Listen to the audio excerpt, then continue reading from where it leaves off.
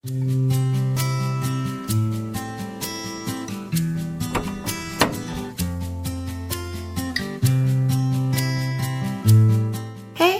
တော့ပန်းတွေအများကြီးပါလားတချင်သားလေးနေပြီဆိုတော့ဘယ်တော့ပန်းတွေတော့ပွင့်နေပြီပဲ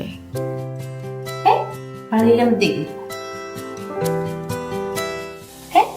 ရေပုံးလေးပါလားတကြနာနေပြီဆိုတော့ရုံးမနေပြီးတော့မိဘအတွက် PR gift လေးပို့ပေးလိုက်တာချင်းမိဘတို့တူတူခွင့်ကြည့်ကြမလား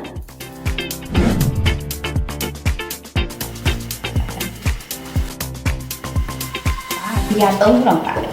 PR 3ခုရဲ့